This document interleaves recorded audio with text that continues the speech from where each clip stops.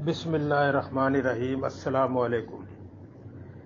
मेरे भाइयों, ये वीडियो किसी साहब ने लगाई है।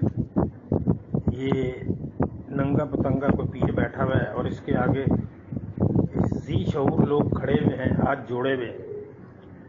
वो हो सकता है नॉर्मल हो, दिमागी तवाज़ुन खो चुका हो।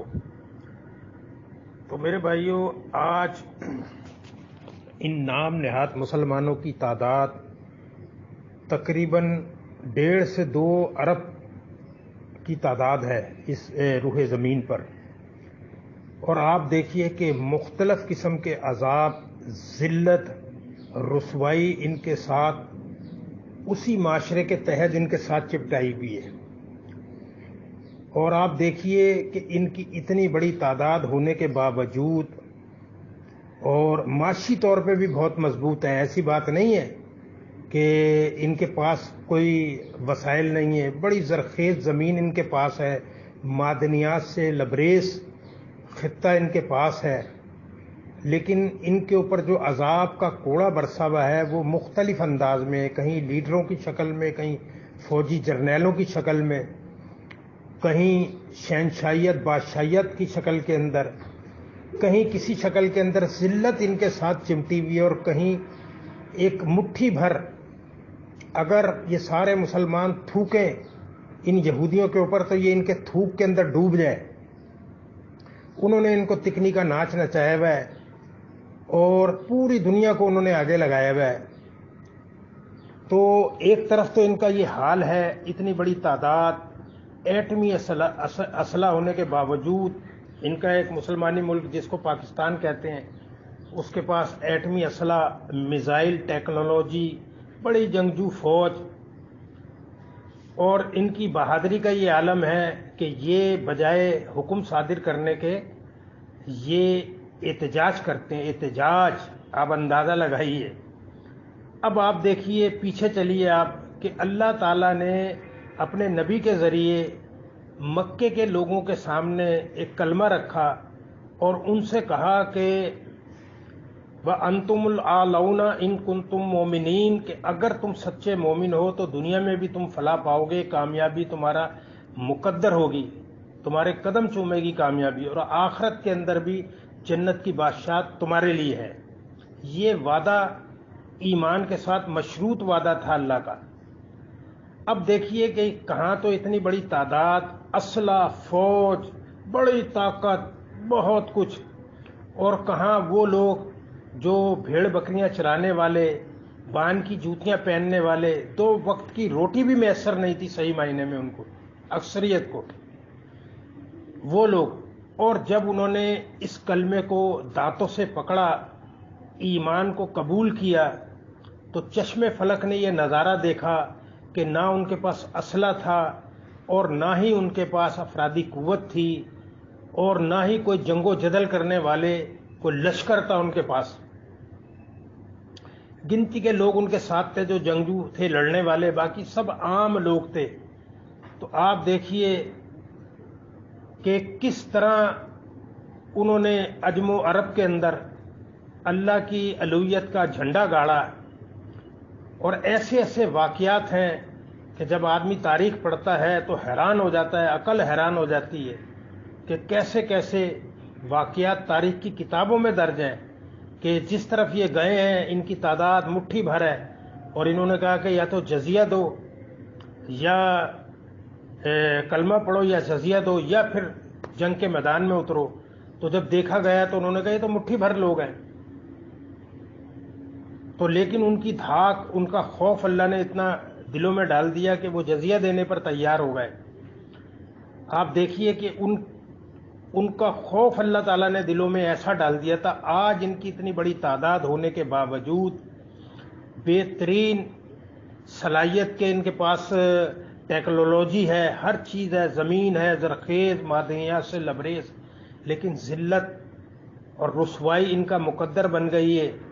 और देखिए कि इनको किस तरीके से मार पड़ रही है। कहीं दूसरे मुल्क इनको दबा रहे हैं और इनसे अपने जो मकासद हैं वो हल कर रहे हैं। और फिर उसके बाद देखिए जो इनके ऊपर हुक्मरान, चाहे वो सियासतदानों की शक्ल में हो या ब्यूरोक्रेसी की शक्ल में हो या फौजी जर्नैलों की शक्ल में हो, وہ کس طریقے سے ان کی تذلیل کر رہے ہیں، کلمہ یہ بھی پڑھتے ہیں، کلمہ وہ بھی پڑھتے ہیں، اور کس طریقے سے وہ اس قوم کا خون چوس رہے ہیں، اور اس طریقے سے خون چوس رہے ہیں، اور اپنے بچوں کے سہانے مستقبل کے لیے وہ ہر جائز ناجائز کام کر رہے ہیں، چاہے فوجی جنرل ہوں، بیوروکریسی ہو، سیاستدان ہو، سارے کے سارے وہ سمجھتے ہیں کہ یہ ان کا حق ہے، اور اس قوم کو اس قوم پر ان کا حق ہے کہ یہ قوم ان کے لیے چکی کے دو پارٹوں میں پسے، اور ان کا خون اور پسینہ نچوڑ کے یہ اپنے بچوں کے لیے اور اپنے سہانے مستقبل کے لیے۔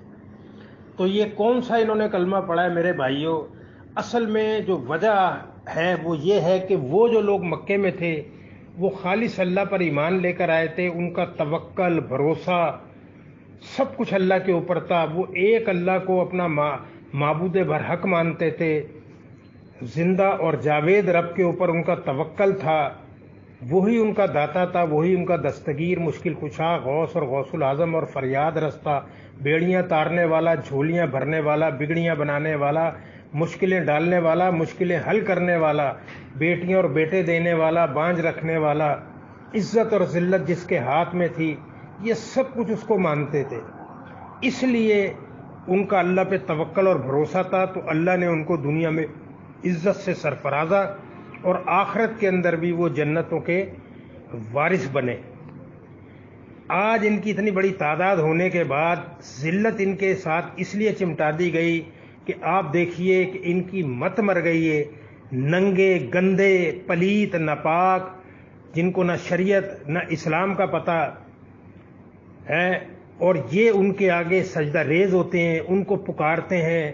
وہ صوفیوں نے جنہوں نے یلغار کیا تھا اسلام کے اندر، شکون مارا تھا اور اپنا ایک غلیظ عقیدہ اسلام کے اندر داخل کرنے کی کوشش کی، ان کی قبروں پہ جا کے یہ سجدہ ریز ہوتے ہیں، ان کو پکارتے ہیں، وہ ان کے داتا ہیں، دستگیر ہیں، مشکل کشا ہیں، غوث اور غوث العظم۔ اب ان کا موازنہ میں نے مسلمانوں سے کیا، اب ہندوؤں سے ان کا موازنہ کیجئے۔ جو نام انہوں نے رکھے ہوئے اسی طرح ہندوؤں نے بھی نام رکھے ہوئے، لیکن وہ ہندی میں اس لیے ان کی سمجھ میں نہیں آتے۔ یہ دیوی ہے جی، یہ ان دیوتا ہے، یعنی کہ داتا ہیں یہ ان کے، یہ جل دیوتا ہیں، بارش برسانے والے پانی کے اوپر، یہ پاتال میں رہنے والی دیوی ہیں۔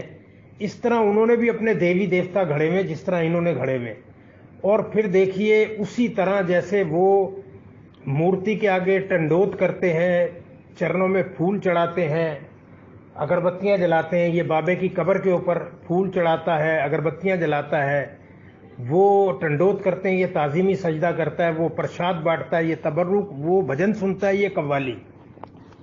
اس وجہ سے ان کے ساتھ ذلت چمٹا دی گئی کہ یہ اللہ کو بھی مانتے ہیں، اور اللہ کے بندوں کو جن کو اللہ نے پیدا کیا تھا، جو ایک حقیر قطرے سے پیدا ہوئے تھے، ان کو انہوں نے داتا، دستگیر، مشکل کشا، غوث اور غوث العظم اور فریاد رس اللہ کے مقابلے میں لا کے کھڑا کر دیا کہ یہ ہیں کرنی والے، اور پھر لوگوں کو دلائل دیتے ہیں کہ دیکھو ہم گناہ گار ہیں، یہ اللہ کے نیک بندے ہیں، ہماری ان تک اور ان کی اللہ تک۔ آپ اندازہ لگائیے کہ یہ اپنے آپ کو ابلیس سے بھی زیادہ پلیت اور گناہ گار سمجھتے ہیں، کہ ابلیس نے جب اللہ سے دعا مانگی یا اس سے کہا کہ بار الہ مجھ کو موقع دے اس دن کے دن تک جب تو لوگوں کو، مردوں کو قبروں سے زندہ کرے گا، مجھے اس دن تک کے لیے مہلت دے، میں اس کی اکثریت کو گمراہ کروں گا، تو اللہ نے اس کی سنی بھی اور اس کو موقع بھی دیا۔ لیکن یہ اتنے بدبخت ہیں کہ یہ اپنے آپ کو شیطان سے بھی زیادہ نچلے درجے کی مخلوق سمجھتے ہیں، کہتے ہیں اللہ ہماری سنتا ہی نہیں۔ یہ اللہ پر کتنا بڑا بہتان ہے۔ اللہ تعالیٰ تحت الثری کے اندر اگر کوئی کیڑا اللہ کو پکارتا ہے تو وہ اس کی پکار بھی سنتا ہے اور اس کو رزق دیتا ہے۔ وہ اتنا زبردست السمیع اور الخبیر رب ہے، خبر رکھنے والا۔ یہ اللہ پر بھی بہتان باندھتے ہیں۔ خون میں خیالات گردش کر رہے ہوتے ہیں، اس شخص کو پتہ نہیں ہوتا کہ مجھے کیا خیالات آئیں گے، اللہ تعالیٰ اس کو بھی جانتا ہے۔ تو دیکھیے اتنا زبردست خبردار رب اس کو چھوڑ کر، اور مردوں کو جو مر گئے منو مٹی کے اندر دفن ہو گئے اور گل سڑ گئے، جن کی ہڈیاں بھی گل سڑ گئیں، آپ دیکھیے مشرکان مکہ سے بھی ان کا موازنہ کیجئے۔ وہ مٹی سے قبر سے ہڈیاں اٹھا کر اور ہوا میں اڑاتے تھے کہ جب ہم مٹی ہو جائیں گے اور ذرہ ذرہ ہو جائیں گے تو ہم کیسے دوبارہ زندہ کیے جائیں گے. وہ ان کا عقیدہ یہ تھا کہ مرنے کے بعد گل سڑ جاتا ہے, مٹی ہو جاتا ہے جسم, اور وہ کہتے تھے کہ ہم کیسے دوبارہ زندہ کیے جائیں گے. تو ان کو کہا جاتا تھا کہ تم بالکل ویسے ہی زندہ کیے جاؤ گے, کیا پہلی بار پیدا کرنا مشکل ہے یا دوسری بار. تو آج یہ مرنے والے کو مرنے نہیں دیتے, خود کہتے ہیں جب کوئی شخص مرتا ہے ڈاکٹر تصدیق کر دیتا ہے کہ یہ مر گیا ہے, بلڈ پریشر اس کا 0 ہو گیا ہے, اس کو مرے ہوئے اتنا ٹائم ہو گیا ہے. مولوی صاحب دیکھتے ہیں, وہ کہتے ہیں جی فوت ہو گیا, آئیے جی مردے کی نماز جنازہ پڑھیے, خود کہتے ہیں مردے کی نماز جنازہ پڑھیے. اور پھر جب وہ قبر میں دفن کر دیتے ہیں, پھر وہ ان کا داتا, دستگیر, مشکل کشا, غوث اور غوث العظم اور فریاد رس اور بیڑیاں تارنے والا وہ مردہ ہو جاتا ہے جو مرنے کے بعد اپنے کپڑے نہیں اتار سکتا, کینچی سے کاٹ کر اس کے کپڑے اتارے جاتے ہیں, اس کو غسل دیا جاتا ہے, کفن پہنایا جاتا ہے, اور پھر اس کو لحد میں اتارا جاتا ہے. پھر اس کے لیے دعا کی جاتی ہے, پہلے اپنے لیے دعا کی جاتی ہے کہ اللہ تو ہمیں بخش دے, اور جو ہم سے پہلے جا چکے ہیں ان کو بخش دے, اور اس کو بخش دے, اس میت کو, اس کی بخشش مانگ رہے ہوتے ہیں. اور پھر اس کے بعد اگربتیاں, اور پھر وہاں جھنڈے اور کبے, اور یہ جیسے اس ویڈیو میں دکھایا ہے کہ وہ ننگا پتنگا جو ہے نا, وہ چاروں کل لکھے ہوئے اس کے اوپر, اور وہ اوڑھ کے لیٹا ہوا ہے. اب بتائیے یہودی اور عیسائی جو اللہ کی کتاب کو اللہ کی کتاب مانتے ہی نہیں, تو ان کے نزدیک تو بے حرمتی ہے ہی نہیں, کیونکہ وہ تو اللہ کی کتاب مانتے ہی نہیں. جب کوئی کسی چیز کو مانتا ہی نہیں تو اس کے نزدیک اس کی بے حرمتی یا حرمت کرنا کوئی معنی نہیں رکھتا. وہ اگر کرتا ہے تو وہ مسلمانوں کو تھریٹ کرنے کے لیے کرتا ہے. یہ تو اللہ کی کتاب کو کتاب ماننے والے ہیں, یہ قبروں کے اوپر آیتیں لکھ دیتے ہیں جہاں کتے بلیاں مود کے جاتے ہیں. اور یہ پیر دیکھیے کس طرح وہ چاروں کل کی چادر اڑ کے اور لیٹا ہوا ہے, اور یہ کیا حال ہے انہوں نے کیا ہوا ہے. تو کیوں نہ ان کی درگت بنے اور ان کے ساتھ ذلت اور رسوائی ان کے ساتھ چپٹا دی جائے, کیونکہ انہوں نے اللہ کے ساتھ غدر کیا ہے, شرک کیا ہے. اور شرک کو اللہ تعالیٰ گالی کہتا ہے, ابن آدم شتمنی, کہ یہ آدم کا بچہ مجھے گالیاں دیتا ہے جب شرک کرتا ہے. یہ بالکل لاجیکل بات ہے کہ آپ دیکھیے کہ اگر کوئی شوہر اپنی بیوی کا خیال رکھے, ہر چیز اس کی پوری کرے, اور وہ بیوی جا کے نا پڑوسی سے کہے کہ تیرا بڑا شکریہ, میں تو تیرا شکریہ ادا کرتی ہوں, تیری وجہ سے میرا شوہر میرا خیال رکھتا ہے, تو وہ شوہر بتائیے کیا کرے گا؟ یا تو اس کو چھوڑ دے گا یا قتل کر دے گا اس کو, کہ بدبخت سارا کچھ میں کرتا ہوں اور تو برابر والے کے پاس جا رہی ہے. یہ زمین اللہ نے بچھائی ہے اور آسمان کو چھت بنایا ہے, اور آسمان سے بارش برسا کے نباتات اور پھل اور پھول اور فروٹ اور سبزیاں پیدا کی ہیں اللہ تعالیٰ نے, اور وضع کا گوشت کیا ہے, پیدا کیا ہے. بعض کو تم کھاتے ہو اور بعض کی سواری کرتے ہو, بعض کو ویسے استعمال کرتے ہو تم. تو یہ کس نے پیدا کیا ہے تمہارے لیے؟ سورج کو لگا دیا. آپ دیکھیے بجلی کا بل نہ جمع کرو آپ تو نوٹس آتا ہے, دوسرے نوٹس میں بل کاٹ دیا جاتا ہے. یہ اتنا بڑا سورج جو توانائی دے رہا ہے, کیا اللہ نے کبھی بل مانگا ہے؟ رات آرام کے لیے بنائی ہے, کیا اللہ نے کبھی اس کا تم سے صلہ مانگا ہے کہ میں نے رات بنائی ہے, تم آرام کرتے ہو, سورج سے توانائی لیتے ہو, مجھے اس کا بل ادا کرو؟ ہرگز نہیں.